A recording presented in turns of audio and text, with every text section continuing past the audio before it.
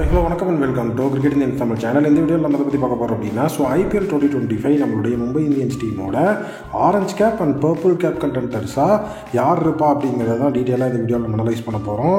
கண்டிப்பாக வந்துட்டு IPL 2025 பொறுத்த வரைக்கும் மும்பை இந்தியன்ஸோட க்ளாரி அவங்களுக்கு கிடைக்கணும்னு அவங்க ரொம்ப போட்டி போடுவாங்க. அப்படி இருக்கும்போது அந்த ட்ராஃபிக்கு முன்னாடி ஆரஞ்ச் கேப் பர்பிள் கேப்னு ரெண்டு விஷயம் இருக்குது. நம்மளோட பர்ஃபார்மன்ஸ் கன்சிஸ்டண்ட்டாக இருந்ததுன்னா இந்த ஒரு சைடும் நமக்கு கிடைக்கிறதுக்கு நிறைய வாய்ப்பு இருக்குது. அதனால் இந்த ஆரஞ்ச் கேப் பர்பிள் கேப் அப்படிங்கிற இந்த விஷயத்தை பற்றி நம்ம பேசி தான் ஆகணும். ஃபர்ஸ்ட் ஆஃப் ஆல் வந்துட்டு நம்ம பர்பிள் கேப்லேருந்தே ஆரம்பிச்சிடுவோம். பர்பிள் கேப்பை பொறுத்த வரைக்கும் இந்த தடவை பிரைமரி கண்டென்டராக அந்த ஒரு பர்பிள் கேப்க்கு இருக்க போகிற பிளேயர் யாருன்னா பும்ரா.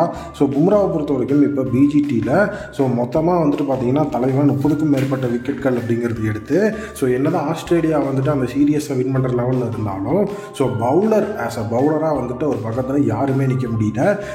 தனி ஒரு நபராக வந்து போட்டு தாண்டவம் ஆடிட்டு இருக்கிறாரு. பும்ரா அது மட்டும் இல்லாமல் சாம்பியன்ஸ் ட்ராஃபிலையும் ஒரு நல்ல ஒரு அருமையான பர்ஃபார்மன்ஸை கொடுத்து தான் ஐபிஎலுக்கு வருவார். அப்படி இருக்கும்போது இன்னுமே வந்து பார்த்திங்கன்னா அவருடைய பர்ஃபார்மன்ஸ் அப்படிங்கிறது செம மாசாக இருக்கிறதுக்கு வாய்ப்பு இருக்குது. பும்ரா கண்டிப்பாக பர்பிள் கேப்க்கு இந்த தடவை வந்துட்டு பிரைமரி கண்டென்டராக இருப்பார். அவர் கூட போட்டி போட போகிற இன்னும் ரெண்டு பிளேயர்ஸ் யாருன்னா Trent Boult and Reece Topley.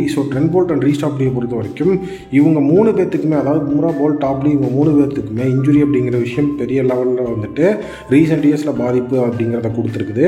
இதில் பும்ரா இப்போ வந்து ஃபுல் ஃபிட்டாக இருக்கிறாரு. ட்ரெண்ட் போல்ட்டை பொறுத்த வரைக்கும் அவர் வந்துட்டு பவர் பிளே ப்ளஸ் டெத் அப்படிங்கிற லெவலில் வந்துட்டு போடுவார். பட் மெஜாரிட்டி அவருக்கு வந்து பவர் பிளேயில் விக்கெட் விழுந்தால் தான், மற்றபடி அந்த டேவே அவருக்கு வந்து குட்டாக இருக்கும். பால் வந்து பவர் பிளேயில் ஸ்விங் ஆகலை அப்படிங்கிற சுச்சுவேஷன் வந்ததுன்னா கண்டிப்பாக ட்ரெண்ட் போல்ட்டை போட்டு பொழந்துருவாங்க. அதனால் வந்து இவர் வந்து எப்படி இருக்க போகிறார் அப்படிங்கிறது பேஸ்ட் ஆன் கண்டிஷன்ஸ் தான். அதனால் வந்துட்டு எப்போவுமே ஒரு பவர் பிளேயில் விக்கெட் எடுத்தால் உண்மையிலேயே கன்சிஸ்டண்ட்டான விக்கெட் டேக்கராக இருப்பார். ப்ரைமரியாக வந்து பார்த்திங்க அப்படின்னா பர்பிள் கேப் கண்டென்டர் அப்படிங்கிற விஷயத்துக்குள்ளே வருவார். ரீஸ் டாப்லியை பொறுத்த வரைக்கும் எல்லா மேட்சும் அவர் ஆட வைப்பாங்களா அப்படிங்கிற விஷயம் இருக்குது. கண்டிப்பாக வந்துட்டு எல்லா மேட்சும் ஆடினார் அப்படின்னா தான் அந்த கண்டென்ஷனுக்குள்ளே வர முடியும். நான் பும்ராவை பிரைமரி கண்டென்ஷனில் வச்சுட்டு ட்ரெண்ட் போல்ட், ரீஸ் டாப்லி 2 பேர்த்தில் யாராவது ஒருத்தரை வந்து அந்த ஒரு பர்பிள் கேப்போட கண்டென்டர்ஸ்க்குள்ளே நான் வந்துட்டு இன்ஜெக்ட் பண்ணுறேன். இது என்னுடைய மும்பை இந்தியன்ஸ் டீமோட purple cap contender list. Next orange கேப்புக்கு போவோம். ஆரஞ்ச் கேப்பை பொறுத்த வரைக்கும் ஐபிஎல்ல அதிக ரன்கள் அடித்து அந்த டோர்னமெண்ட்டை முடிக்கிற பிளேயருக்கு தான் கொடுப்பாங்க.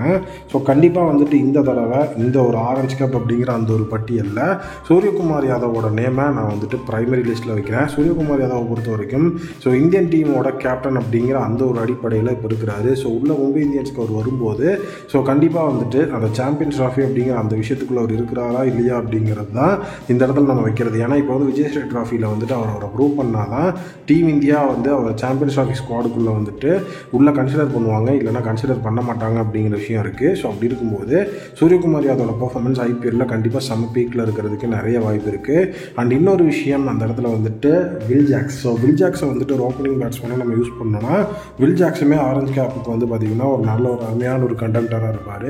ஏன்னா வந்து டாப் ஆஃப் த ஆர்டர் அப்படின்னா தான் நமக்கு வந்துட்டு மேட்சஸில் வந்துட்டு எல்லா இடத்துலையுமே வந்துட்டு நிறைய பால் கிடைக்கும் மேட்ச் ஆடுறதுக்கு. ஃபினிஷர் அப்படிங்கிற லெவலெல்லாம் பார்த்திங்கன்னா மேக்ஸிமம் மேட்சஸ் வந்து கம்மியான பால் தான் கிடைக்கும். அதனால தான் ஹர்திக் பாண்டியாவோட இந்த ஒரு லிஸ்ட்டில் நான் கொண்டு வரல. ரோஹித் சர்மாவும் இந்த ஒரு லிஸ்ட்டில் வந்துட்டு கண்டிப்பாக இன்சர்ட் ஆகக்கூடிய பிளேயர் தான். பட் ரோஹித் சர்மா கன்சிஸ்டண்ட்டாக பர்ஃபார்ம் பண்ணணும். இப்போ நீங்கள் ரீசெண்டாக அவரோட ஃபார்ம் பார்த்தீங்கன்னா அந்த அளவுக்கு கிடையாது. பட் ஆனால் வந்து லாஸ்ட் இயர் ஐபிஎல்லில் கேப்டன்ஷிப் போர்டெல்லாம் இல்லாதப்போ நல்ல ஒரு கிளிம்ஸ் காட்டினாரு ரன்ஸ் அடிக்கிறதுல. இந்த தடவை வந்துட்டு ஆரஞ்ச் கேப் அப்படிங்கிற அந்த விஷயத்தில் ரோஹித்தும் இருக்கிறதுக்கு வாய்ப்பு இருக்குது. Suryakumar Yadav, Rohit Sharma, Will Jacks for orange cap, Bumrah, Trent Boult and Reece Topley for நம்மளுடைய பர்பிள் கேப்னு நான் சொல்லி இந்த ஒரு லிஸ்ட்டை நான் வந்து நிறைவு பெறேன். நீங்கள் உங்களுடைய ஒப்பீனியனில் மும்பை இந்தியன்ஸோட orange cap and purple cap கண்டென்டர்ஸாக யார் இருப்பாங்கன்னு நினைக்கிறீங்க அப்படிங்கிறத கமெண்ட் செக்ஷனில் மறக்காமல் கால் பண்ணுங்கள். மீண்டும் ஒரு புதிய வீடியோவில் மீட் பண்ணுறேன். Thank you, take care and bye bye.